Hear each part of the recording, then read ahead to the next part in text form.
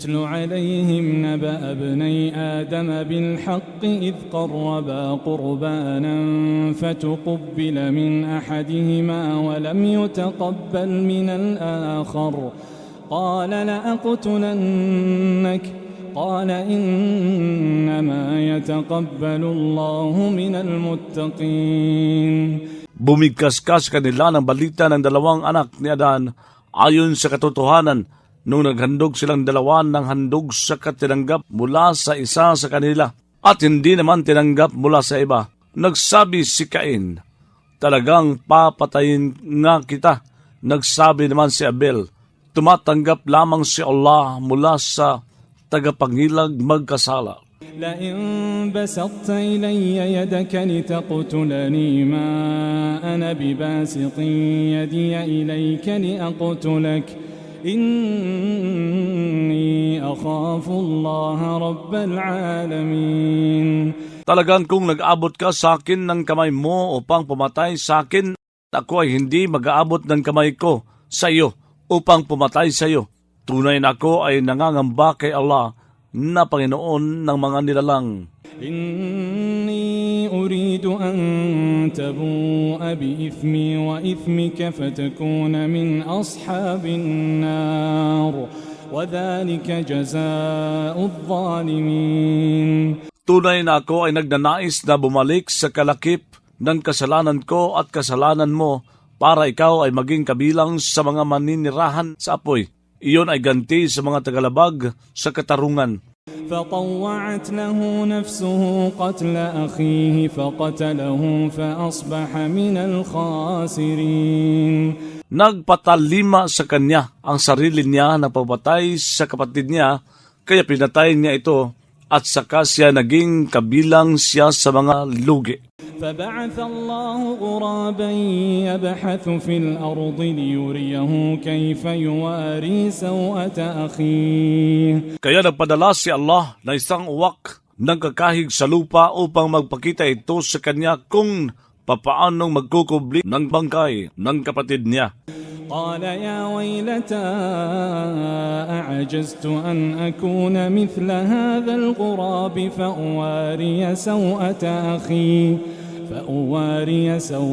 أخي فأصبح من النادمين. Nagsabi siya, o kapighatian sa akin, pinanghihinahan ako na maging tulad ng uwak na ito para magkubli ako ng bangkay ng kapatid ko. Kaya siya ay naging kabilang sa mga nagsisisi. من أجل ذلك كتبنا على بني إسرائيل أنه من قتل نفسا بغير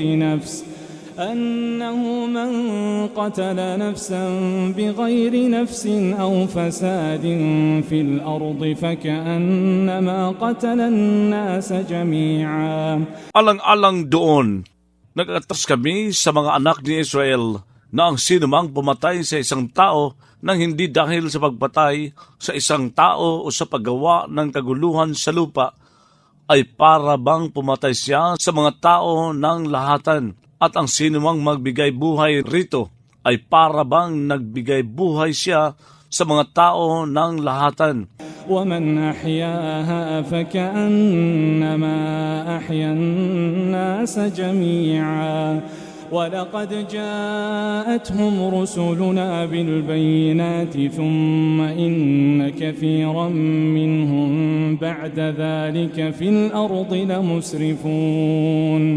Talagang naghatid sa kanila ang mga sugo namin na mga malinaw na patunay. Pagkatapos tunay na marami mula sa kanila, matapos nyon sa lupa ay talagang mga nagpapakalabis. إنما جزاء الذين يحاربون الله ورسوله ويسعون في الأرض فسادا. Ang ganti lamang sa mga nakikipagdigma kay Allah at sa sugo niya at nagpupunyagi sa lupa ng kaguluhan. ويسعون في الأرض فسادا أن يقتلوا أو يصلبوا أو تقطع أيديهم وأرجلهم من خلاف أو ينفوا من الأرض. Ay na pagpapatayin sila o bitayin sila o pagpuputulin ang mga kamay nila at ang mga paa nila nang magkabilaan o patapon sila sa ibang lupain. ذلك لهم خزي في الدنيا ولهم في الآخرة عذاب عظيم. Iyon ay ukol sa kanila, isang kahihiyan sa mundo, at ukol sa kanila sa kabilang buhay ay isang pagdurusang sukdulan. إلا الذين تابوا من قبل أن تقدروا عليهم فاعلموا أن الله غفور رحيم. Maliban sa mga nagbalik loob bago pa kayo makakaya na makadakip sa kanila. Kaya alamin ninyo na si Allah ay mapagpatawad, maawain. يا أيها الذين آمنوا اتقوا الله وابتغوا إليه الوسيلة وجاهدوا في سبيله لعلكم تفلحون. O mga sumampalataya, mangilag kayong magkasala kay Allah. Maghangad kayo tungo sa Kanya ng pampalapit at makibaka kayo alang-alang sa landas niya, nang sa gayon kayo ay magtatagumpay. إن الذين كفروا لو أن لهم ما في الأرض جميعا ومثله معه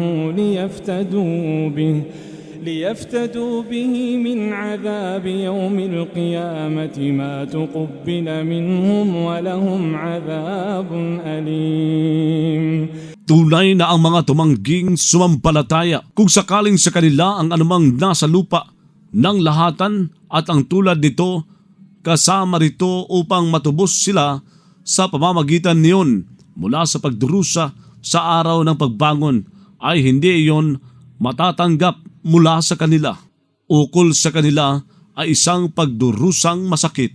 يريدون أن يخرجوا من النار وما هم بخارجين منها ولهم عذاب مقيم.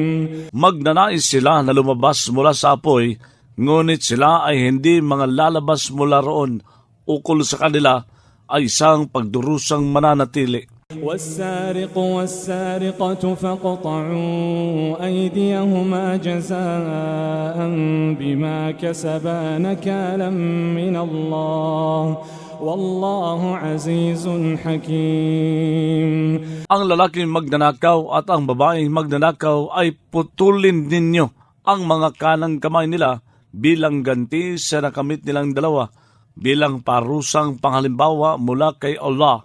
Si Allah ay makapangyarihan, marunong. فمن تاب من بعد ظلمه وأصلح فإن الله يتوب عليه إن الله غفور رحيم. Kaya sino mang nagbalik loob matapos na lang kawalang katarungan niya at nagsaayos, tunay na si Allah ay tatanggap sa kanya ng pagbabalik loob. Tunay na si Allah ay mapagpatawad, maawain. ألم تعلم أن الله له ملك السماوات والأرض يعذب من يشاء ويغفر لمن يشاء والله على كل شيء قدير.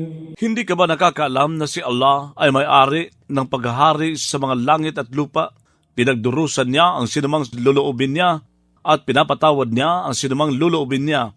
Si Allah sa bawat bagay ay may kakayahan.